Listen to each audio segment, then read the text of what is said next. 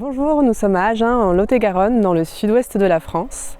Et depuis 2015, on assiste à une explosion du nombre de brasseries artisanales en France. Et face à cette explosion du nombre de brasseries, on a créé une nouvelle filière d'approvisionnement en houblon. Le houblon est une plante pérenne qui est irriguée.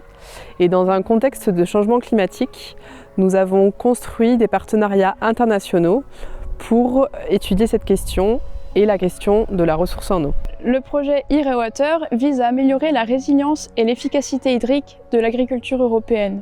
Ça passe par l'exploration de pistes comme la réutilisation d'eau usée traitée, pour mettre en place une sorte d'économie circulaire à l'échelle de l'agriculture. Ce projet est cofinancé par l'Union européenne dans le cadre du programme Interreg Sud-Ouest, donc sud-ouest de l'Europe, et il fait interagir un consortium de 16 partenaires, dont font partie l'Espagne, le Portugal, la Principauté d'Andorre et le sud-ouest de la France. 6 cultures sont concernées, dont la vigne, l'olivier, la tomate et le houblon.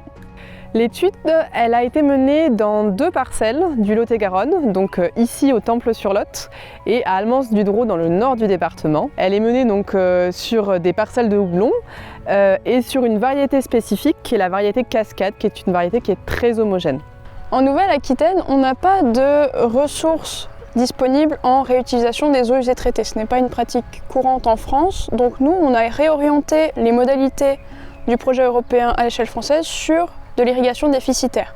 On teste 2 modalités sur le houblon, une irrigation à 100% et une irrigation à 80% de la dose apportée. Grâce à ça, on étudie l'impact de ce déficit sur le rendement, à la fois d'un point de vue quantitatif et qualitatif. Tout au long de la saison, on va faire plusieurs mesures sur les feuilles, sur les cônes, sur la croissance de la plante, etc. Et on va suivre l'efficacité de l'irrigation grâce aux sondes qu'on a mis en place, qui sont donc des sondes de température, des sondes capacitives, et qui permettent vraiment de suivre au jour le jour ce qui se passe vers les racines de la plante. L'intérêt des sondes et des notations que l'on fait pour le producteur, c'est vraiment d'avoir un suivi très précis de ces pratiques d'irrigation et de leur efficacité. On a rencontré plusieurs difficultés lors de la mise en place de ce projet, notamment avec le matériel, qui parfois ne fonctionnait pas comme on aurait voulu. Ça nous obligeait à nous déplacer pour recueillir les données, mais malgré tout, on a réussi à en tirer des résultats encourageants pour la suite. Les données récoltées tout au long de la saison vont servir, avec celles des autres partenaires européens du projet, à la mise en place d'un outil de la décision, un OAD, qui permettra aux producteurs concernés par ces cultures d'avoir une base de données à laquelle se référer et un suivi en temps réel de leurs pratiques d'irrigation.